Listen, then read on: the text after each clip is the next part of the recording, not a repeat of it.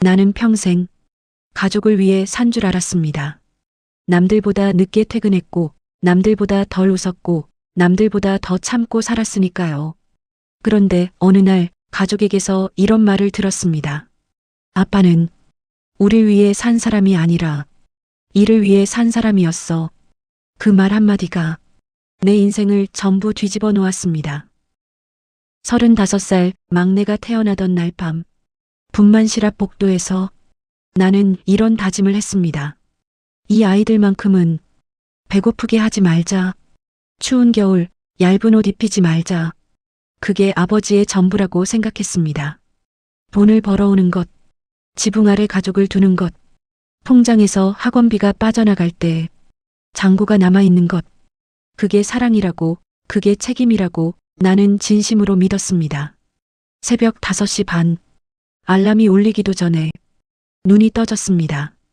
겨울이면 아직 캄캄한 시간, 여름이면 이제 막 하늘이 붉어지는 시간. 나는 그 시간에 차가운 세면대 물로 얼굴을 씻고 현관문을 열었습니다. 아이들은 자고 있었습니다. 아내도 자고 있었습니다. 발소리를 죽이며 신발을 신던 그 순간이 지금도 선명합니다. 오늘도 무사히, 오늘도 잘 버텨보자. 그게 매일 아침 내가 스스로에게 하던 말이었습니다. 회사까지는 버스로 1시간 반, 지하철로 갈아타면 1시간 10분. 나는 늘 버스를 탔습니다. 앉아서 갈 수 있었으니까요. 창밖으로 스쳐가는 거리를 보며 졸다 깨다를 반복했습니다. 어떤 날은 꿈에서 아이들이 나왔습니다. 운동회에서 달리는 아이, 피아노 학원 앞에서 기다리는 아이. 깨고 나면 버스는 이미 종점 근처였고 나는 허겁지겁 내려서 회사로 뛰어갔습니다. 매일 아침 닦아도 퇴근길이면 어김없이 달아있던 구두 뒷굽을 보며 생각했습니다.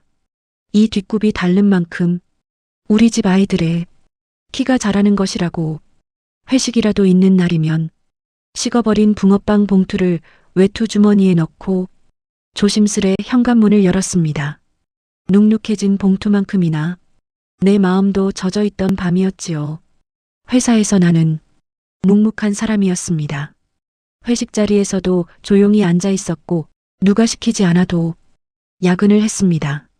승진이 목표였던 건 아닙니다. 그저 잘리지 않는 것, 한 달 월급이 끊기지 않는 것, 그게 전부였습니다. 후배들이 가끔 물었습니다. 선배님은 왜 그렇게 열심히 해요? 나는 웃으며 대답했습니다. 집에 식구들이 있으니까. 그 말 한마디면 모든 게 설명된다고 생각했습니다. 저녁 8시 퇴근 버스에 몸을 실으면 온몸이 녹아내리는 것 같았습니다. 손잡이를 잡고 서 있을 때면 눈이 저절로 감겼습니다. 집에 도착하면 아이들은 이미 씻고 있거나 방에 들어가 있었습니다. 아빠 왔어? 응. 그게 하루의 대화 전부였습니다.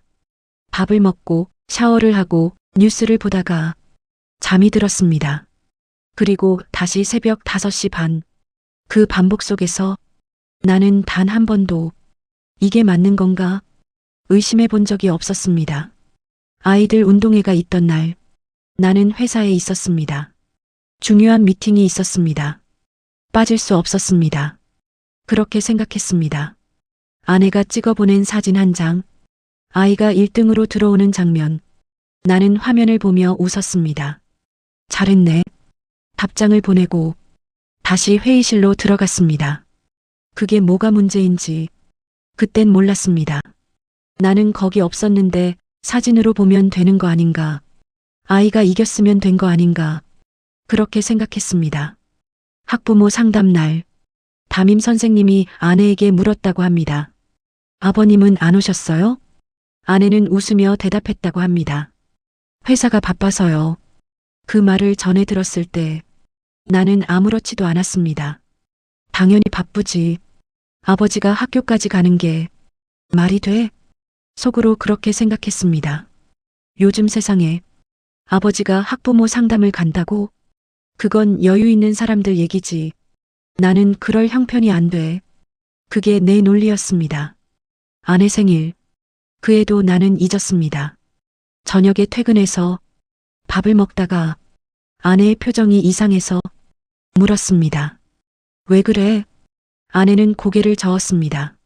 아니, 아무것도. 나중에야 알았습니다. 그날이 생일이었다는 걸. 나는 사과했습니다. 미안해. 요즘 정신이 없어서. 아내는 웃었습니다. 괜찮아. 바쁜 거 아는데 뭘. 그 웃음이 진짜 괜찮다는 뜻인 줄 알았습니다. 지금은 참아야 할 때야. 그 말을 나는 수백 번도 더 되뇌었습니다. 아이가 학교에서 상 받는 날, 회사 야근으로 못 갔을 때, 지금은 참아야 할 때야. 가족여행 한 번 못 갔을 때, 지금은 참아야 할 때야. 아내가 혼자 병원에 갔을 때, 지금은 참아야 할 때야.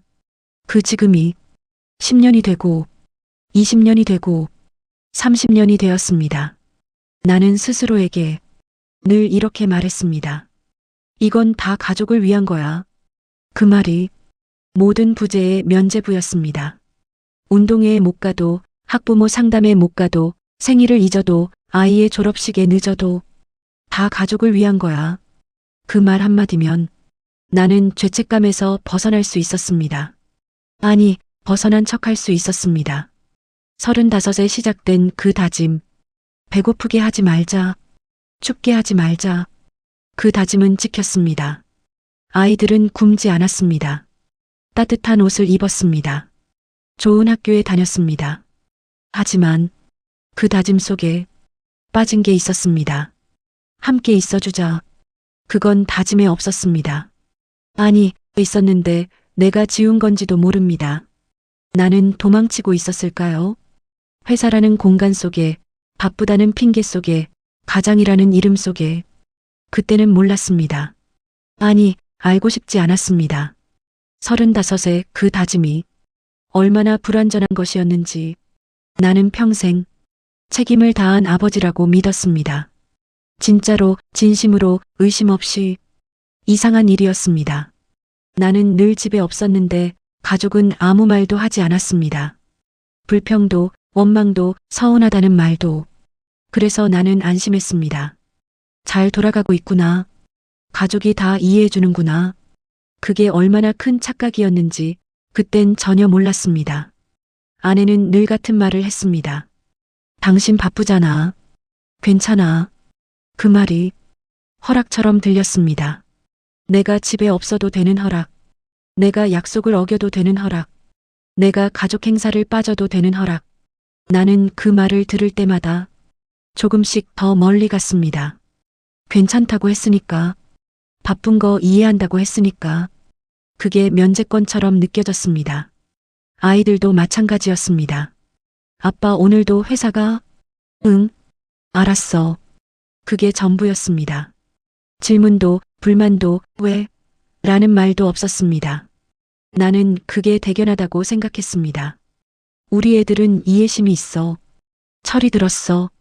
지금 생각하면 웃기는 일입니다. 아이가 아빠에게 왜 안 와요?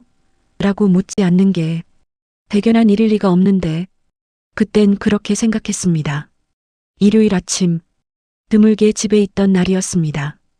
거실에서 신문을 보고 있는데 막내가 다가왔습니다. 아빠, 오늘 놀이공원 가기로 했잖아. 나는 기억이 나지 않았습니다. 약속한 적이 있었나? 아내가 부엌에서 나오며 말했습니다. 당신이 지난주에 시간 되면 가자고 했잖아. 나는 멈칫했습니다. 아, 그랬나? 막내의 눈이 반짝이고 있었습니다. 미안해. 오늘 오후에 회사 잠깐 나가야 해.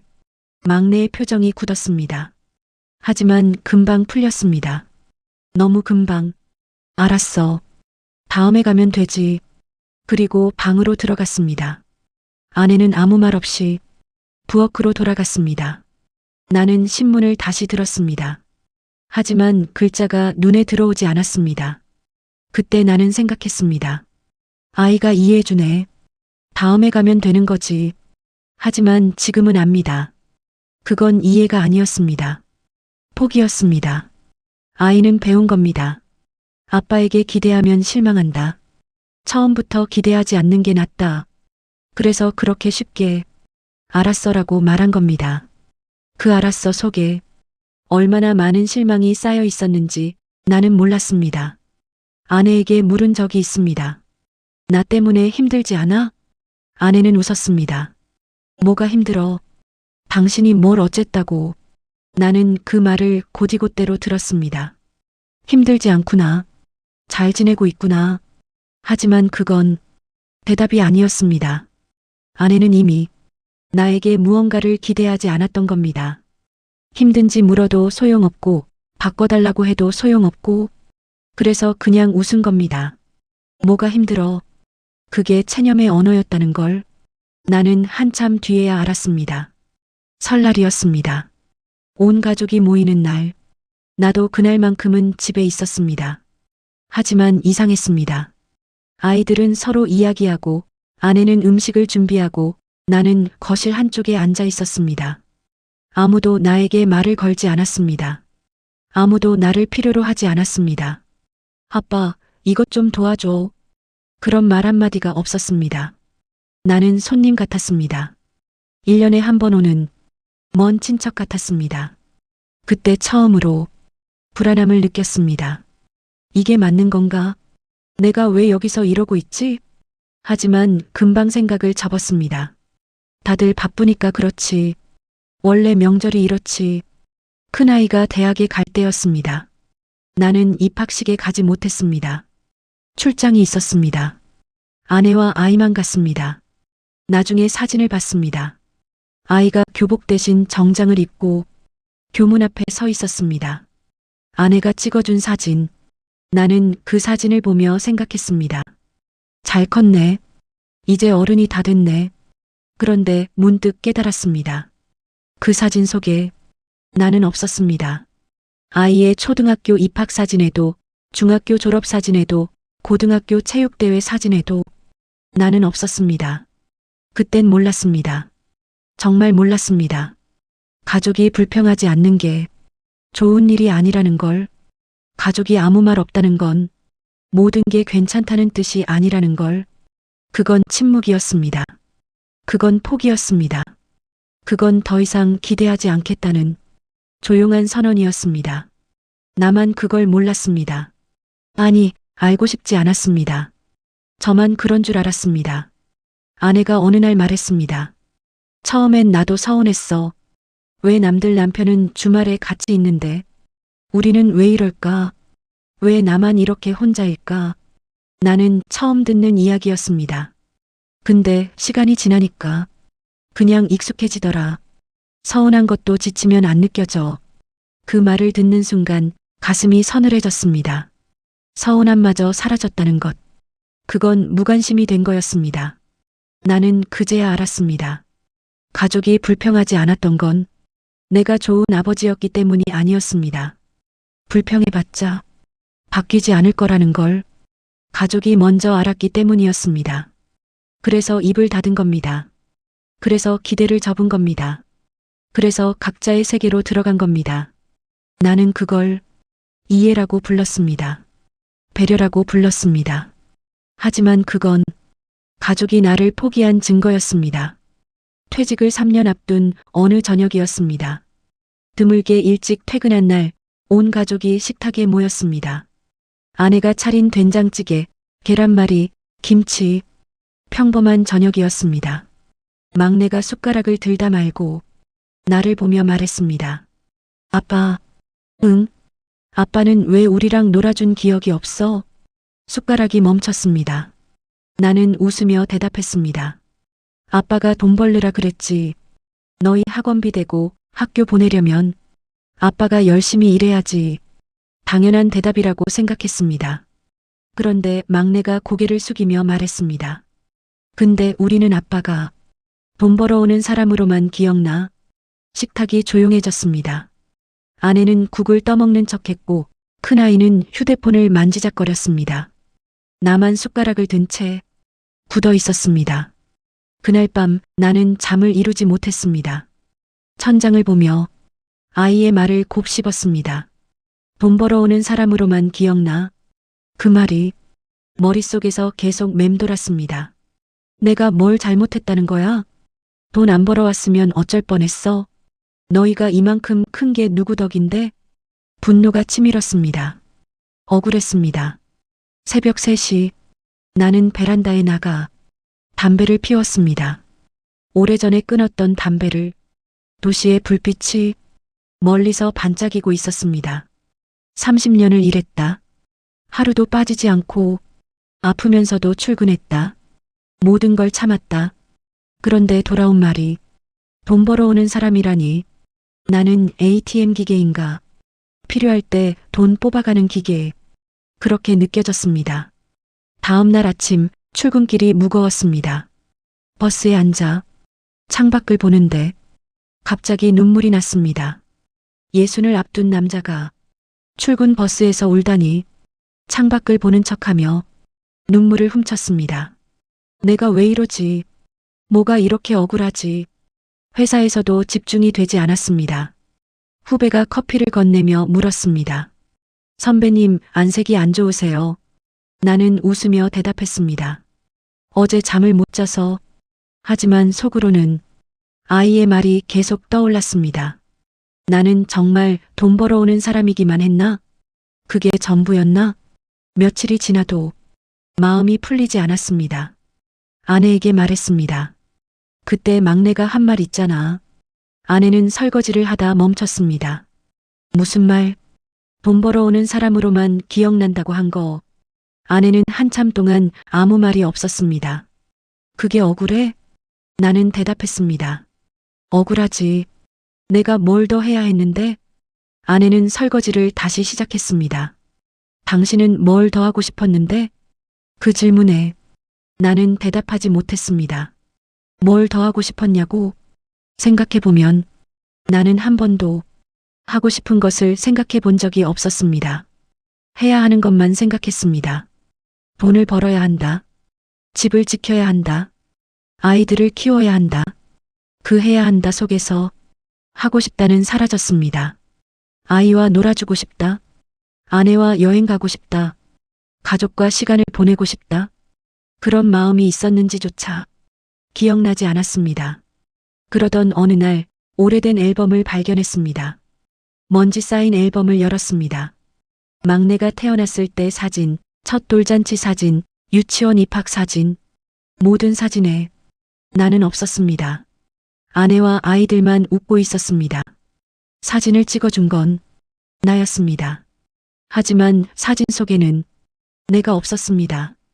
앨범을 한 장 한 장 넘기며 나는 깨달았습니다. 억울하다고 느꼈던 그 감정, 그건 아이에게 향한 게 아니었습니다. 나 자신에게 향한 것이었습니다. 왜 그때 한 번 더 안 갔지? 왜 그때 사진 속에 같이 안 섰지? 왜 그때 일을 핑계로 삼았지? 억울함 뒤에는 후회가 숨어 있었습니다. 나는 그날 밤 오랜만에 막내 방 문을 두드렸습니다. 들어가도 돼? 막내는 이어폰을 빼며 고개를 끄덕였습니다. 나는 침대 끝에 걸터 앉았습니다. 뭐라고 말해야 할지 몰랐습니다.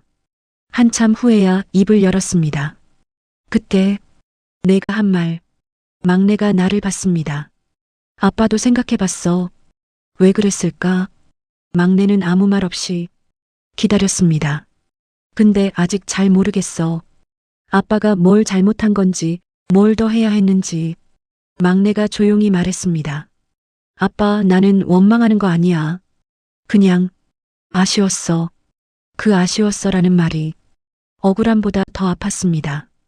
원망이었으면 싸우기라도 했을 겁니다. 화를 내고 풀었을 겁니다. 하지만 아쉬움은 싸울 수가 없었습니다. 아쉬움은 이미 지나간 시간에 대한 것이니까요. 돌이킬 수 없는 것에 대한 것이니까요. 나는 그날 처음으로 인정했습니다. 억울한 건 내가 아니라 내 가족이었다는 걸. 방을 나오며 막내가 말했습니다. 아빠, 근데 지금도 늦지 않았어. 그 말에 나는 뒤돌아봤습니다. 뭐가? 앞으로 같이 있으면 되잖아. 20살 아이의 말이 60 가까운 아버지의 가슴에 박혔습니다. 퇴직 마지막 날 사무실 책상을 정리하며 나는 생각했습니다. 드디어 쉴 수 있겠구나. 이제 집에서 푹 쉬어야지. 35년을 다닌 회사. 새벽에 나가서 밤에 들어오던 그 회사. 그곳을 떠나는 게 해방처럼 느껴졌습니다. 퇴직 첫날 아침. 알람을 맞추지 않았습니다. 눈이 떠졌을 때 9시였습니다. 이상한 기분이었습니다. 9시에 집에 있네. 출근 안 해도 되네. 거실로 나갔습니다. 아내는 이미 밖에 나간 모양이었습니다. 아이들도 각자 학교와 직장에 갔습니다. 텅 빈 거실. 나는 소파에 앉아 TV를 켰습니다. 점심때가 되었습니다. 냉장고를 열었습니다. 반찬 몇 개와 밥이 있었습니다. 혼자 밥을 먹었습니다. TV에서 뉴스가 나오고 있었습니다. 밥을 다 먹고 설거지를 했습니다. 그리고 다시 소파에 앉았습니다. 뭘 하지? 처음으로 그 생각이 들었습니다. 회사에 다닐 때는 시간이 부족했습니다. 할 일이 넘쳤습니다. 회의, 보고서, 미팅, 출장. 하루가 24시간이 아니라 48시간이었으면 했습니다. 그런데 퇴직하니 시간이 멈춘 것 같았습니다. 오후 2시, 오후 3시, 오후 4시. 시계를 볼 때마다 겨우 1시간이 지나 있었습니다. 저녁에 아내가 돌아왔습니다. 뭐 했어? 나는 대답했습니다. TV 봤지. 아내는 고개를 끄덕이며 부엌으로 들어갔습니다. 저녁 식사. 아이들은 각자 방에서 먹겠다고 했습니다. 아내와 둘이 식탁에 앉았습니다. 조용했습니다. 오늘 뭐 했어? 아내가 물었습니다. 아까 말했잖아. TV 봤어. 계속? 응. 대화가 끊겼습니다. 며칠이 지나고, 일주일이 지나고, 한 달이 지났습니다. 나의 하루는 같았습니다. 아침에 일어나고, TV를 보고, 점심을 먹고, 낮잠을 자고, 저녁을 먹고, 잠을 잤습니다. 그게 전부였습니다. 어느 날 문득 깨달았습니다. 나는 이 집에서 자리가 없었습니다. 거실 소파는 아내가 드라마 볼 때 앉는 자리였습니다. 부엌은 아내의 공간이었습니다. 아이들 방은 당연히 아이들 공간이었습니다. 서재도 없었습니다. 내 물건을 둘 곳도 마땅치 않았습니다. 35년 동안 이 집의 가장이었는데 정작 내 자리는 없었습니다. 아내에게 물었습니다. 나 여기 앉아 있으면 불편해? 아내는 잠시 생각하더니 말했습니다. 불편하다기보다 익숙하지 않아. 뭐가? 당신이 집에 있는 게. 그 말이 생각보다 아팠습니다. 아내는 이미 혼자 사는 리듬이 있었습니다. 아침에 일어나면 요가를 하고 시장에 가고 친구를 만나고 오후에는 문화센터에 갔습니다. 그 일상 속에 나는 없었습니다. 35년 동안 그렇게 살아온 겁니다. 나 없이도 잘 돌아가는 삶, 나 없이도 완전한 하루. 아내는 그걸 이미 갖고 있었습니다. 아이들도 마찬가지였습니다. 큰아이는 직장에 다니고 있었고 막내는 대학에 다니고 있었습니다. 주말에도 각자 약속이 있었습니다. 아빠, 오늘 친구 만나. 아빠, 오늘 동아리 있어. 그 말을 들을 때마다 나는 고개를 끄덕였습니다. 그래, 다녀와. 무슨 말을 더 해야 할지 몰랐습니다. 어느 일요일이었습니다. 날씨가 좋았습니다. 나는 가족에게 제안했습니다. 오늘 같이 공원 갈까? 아내는 말했습니다. 나 오늘 약속 있어. 큰아이는 말했습니다. 저 오늘 데이트요. 막내는 말했습니다. 아빠, 저 과제해야 해요. 나는 혼자 베란다에 서서 밖을 내다봤습니다. 그때 처음으로 이런 생각이 들었습니다. 나는 가족을 위해 살았는데 가족 속에서는 낯선 사람이 되어 있구나. 이상한 일이었습니다. 이 집은 내가 대출 갚아서 산 집인데, 이 식탁은 내가 돈 벌어서 산 식탁인데, 이 소파는 내가 사준 소파인데, 하지만 모든 것이 내 것 같지 않았습니다. 나는 이 집에서 손님이었습니다. 어느 저녁 막내가 방에서 나와 물었습니다. 아빠, 요즘 심심하지 않아요? 나는 대답했습니다. 괜찮아. 막내가 말했습니다. 아빠도 뭔가 하면 좋을 것 같은데. 취미 같은 거. 취미. 나는 그 단어를 곱씹었습니다. 취미라. 나에게 취미가 있었던가. 회사 다닐 때는 취미 같은 건 생각도 못했습니다. 쉬는 날에는 그냥 잠을 잤습니다. 취미를 가질 시간도, 취미를 가질 에너지도 없었습니다. 그래서 지금 뭘 해야 할지 모르는 겁니다. 다음 날 나는 근처 도서관에 갔습니다. 생전 처음 가보는 동네 도서관. 안에 들어가니 노인들이 여럿 앉아 있었습니다. 신문을 보는 사람, 책을 읽는 사람, 졸고 있는 사람. 나는 자리를 잡고 앉았습니다. 여기서 뭘 하지? 책장에서 아무 책이나 꺼내 들었습니다. 글자가 눈에 들어오지 않았습니다. 도서관에서 나오는 길, 옆에 앉았던 노인이 말을 걸었습니다. 퇴직하셨어요? 나는 고개를 끄덕였습니다. 언제? 2달 됐어요. 노인은 웃었습니다. 그때가 제일 힘들지. 나도 처음엔 미칠 것 같았어. 지금은요? 지금은 익숙해졌지.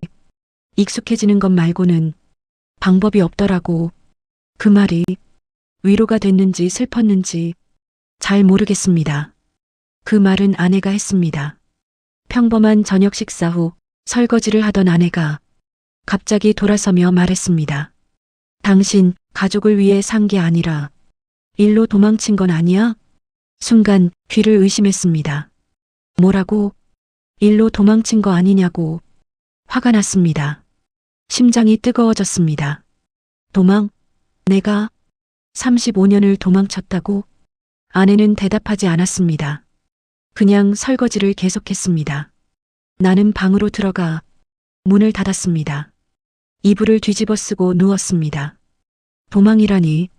내가 뭘 위해 살았는데, 누굴 위해 살았는데, 분노로 잠이 오지 않았습니다. 하지만 이상하게도 며칠이 지나도 그 말이 머릿속에서 떠나지 않았습니다. 출근길 버스에서, 아니, 이제는 출근 안 하니까 도서관 가는 길에 점심을 먹으면서 밤에 잠들기 전에 일로 도망친 건 아니야? 그 말이 계속 귓가에 맴돌았습니다. 나는 왜 그렇게 일을 했을까? 정말 돈 때문이었을까? 정말 가족을 위해서였을까? 그게 전부였을까? 어느 날 밤 나는 스스로에게 질문했습니다. 일을 안 했으면 뭘 했을까? 대답이 나오지 않았습니다. 집에 있었으면 뭘 했을까? 아이들과 놀았을까? 아내와 대화했을까? 가족 여행을 갔을까? 솔직히 상상이 되지 않았습니다. 아이들과 무슨 이야기를 해야 하는지, 아내와 둘이 뭘 해야 하는지, 가족 여행을 가서 뭘 해야 하는지 나는 몰랐습니다. 그때 깨달았습니다. 나는 가족과 마주하는 게 두려웠던 건지도 모릅니다. 아이들이 자라는 걸 직접 보는 게 부담스러웠던 건지도 모릅니다. 10대 아이들과 뭘 이야기해야 할지, 반항하는 아이를 어떻게 대해야 할지, 아내의 힘든 얘기를 어떻게 들어줘야 할지 나는 그걸 몰랐습니다. 배운 적이 없었습니다. 그래서 회사로 갔습니다. 회사에서는 내가 뭘 해야 하는지 알았으니까. 회사에서 나는 유능한 사람이었습니다. 후배들이 나를 따랐습니다. 상사들이 나를 신뢰했습니다. 문제가 생기면 내가 해결했습니다. 회의에서 내 의견이 중요했습니다. 그곳에서 나는 필요한 사람이었습니다. 하지만 집에서는 달랐습니다. 집에서 나는 뭘 해야 할지 모르는 사람이었습니다. 아이들 숙제도 모르는 사람이었습니다. 아내의 고민도 모르는 사람이었습니다. 집에서 나는 없어도 되는 사람이었습니다. 그래서 도망친 겁니다. 가족을 위해서라는 말 뒤에 숨어서 아침 일찍 출근하면 아이들 등교 준비를 안 해도 됩니다. 밤늦게 퇴근하면 아이들 숙제를 안 봐도 됩니다. 주말에 일하면 가족 여행을 안 가도 됩니다. 바빠서 그래라고 하면 모든 게 용서됩니다. 나는 그 핑계 뒤에 35년을 숨었습니다. 그걸 인정하기까지 오래 걸렸습니다. 인정하고 싶지 않았습니다. 나는 좋은 아버지였다고 믿고 싶었습니다. 나는 가족을 위해 살았다고 믿고 싶었습니다. 나는 최선을 다했다고 믿고 싶었습니다. 하지만 그 믿음이 서서히 무너졌습니다. 아내의 말 한마디로 어느 날 나는 아내에게 말했습니다. 그때 내가 한 말 있잖아. 일로 도망쳤다고. 아내는 나를 봤습니다. 미안하게 들렸어? 처음엔 화가 났어. 근데 맞는 것 같아. 아내는 한참 동안 아무 말 없다가 조용히 말했습니다. 당신도 힘들었을 거야. 어떻게 해야 할지 모르니까. 그 말에 눈물이 났습니다. 나는 몰랐습니다. 아버지가 되는 법을, 남편이 되는 법을, 가족과 함께하는 법을 아버지한테 배운 적이 없었습니다. 나의 아버지도 일만 했으니까, 나의 아버지도 집에 없었으니까, 그래서 나도 똑같이 한 겁니다. 그게 아버지인 줄 알고, 하지만 그건 핑계입니다. 배우지 못했으면 배우면 됐습니다. 물어보면 됐습니다. 노력하면 됐습니다. 나는 그러지 않았습니다. 막내가 어렸을 때 한 번 물은 적이 있습니다. 아빠, 나랑 놀아줘. 나는 대답했습니다. 아빠 피곤해. 나중에. 그 나중에는 오지 않았습니다. 그때 왜 그랬을까? 정말 피곤했을까? 아니면 아이와 뭐라고 놀아야 할지 몰라서 피곤하다고 핑계댄 걸까? 지금 생각하면 후자였습니다. 인정하기 싫었던 사실. 나는 가족을 위해 산 게 아니었습니다. 나는 나를 위해 산 겁니다.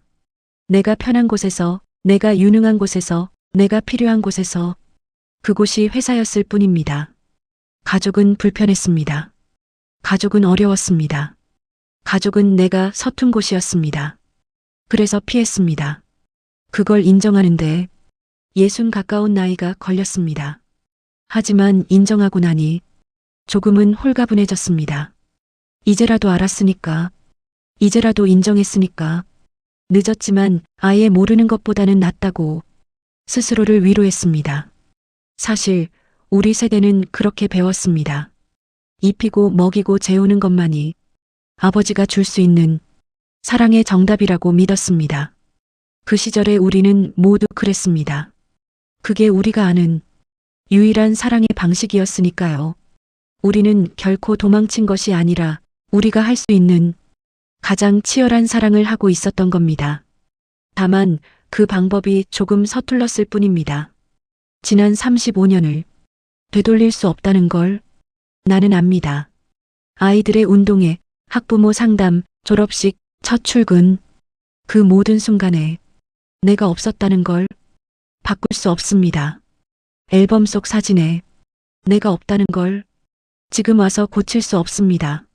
하지만 지금의 태도는 바꿀 수 있다는 것도 알게 됐습니다. 과거는 못 바꿔도 오늘은 바꿀 수 있습니다. 어제의 나는 못 바꿔도 지금의 나는 바꿀 수 있습니다. 그걸 깨닫는데 오래 걸렸습니다. 어느 날 아침 나는 아내에게 말했습니다. 오늘 시장 같이 가도 돼? 아내가 놀란 표정을 지었습니다. 시장? 당신이? 응. 같이 가고 싶어서. 아내는 잠시 나를 보더니 웃었습니다. 그래. 같이 가자. 시장은 복잡했습니다. 사람도 많고 시끄러웠습니다. 아내는 익숙하게 돌아다녔습니다. 이 가게에서 생선을 사고 저 가게에서 나무를 사고 나는 뒤를 따라다녔습니다. 장바구니를 들고 처음 해보는 일이었습니다. 여기 두부가 맛있어. 이 집 콩나물이 신선해. 아내가 설명해 줬습니다. 나는 고개를 끄덕이며 들었습니다. 35년을 함께 살았는데 처음 듣는 이야기였습니다. 집에 돌아와서 아내가 점심을 준비하는 걸 봤습니다. 나도 뭐 도와줄까? 아내가 양파를 건네줬습니다. 이거 껍질 벗겨줘. 서툴렀습니다. 양파 껍질이 잘 안 벗겨졌습니다. 바스락거리는 양파 껍질 소리가 텅 빈 거실에 작게 울려 퍼졌습니다. 양파를 까다 매워진 눈이 따끔거렸지만 그게 꼭 양파 때문만은 아니라는 걸 아내도 아는 듯 했습니다.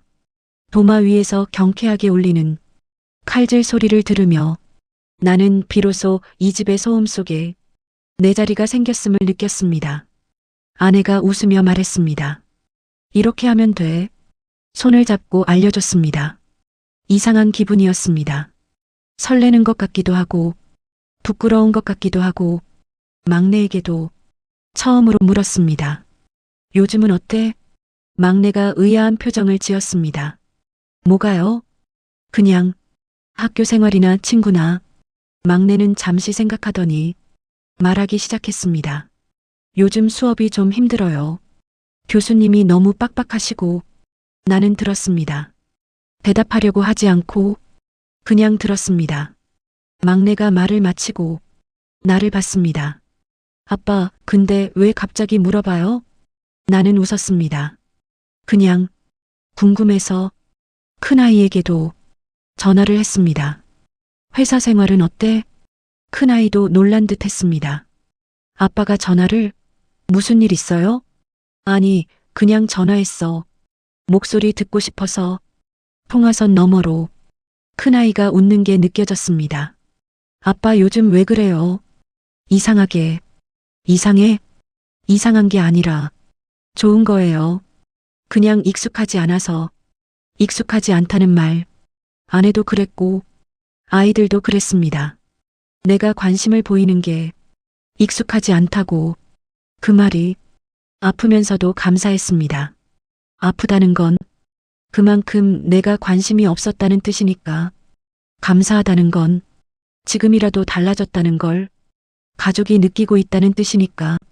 아내에게 처음으로 말했습니다. 미안해. 아내가 물었습니다. 뭐가? 그동안 혼자 두고 힘들게 하고 당연하게 생각하고. 아내는 한참 동안 아무 말이 없었습니다. 그리고 말했습니다. 나도 미안해. 진작 말할 걸. 이해하려고만 했지. 말을 안 했으니까. 우리는 식탁에 마주 앉아 오래 이야기했습니다.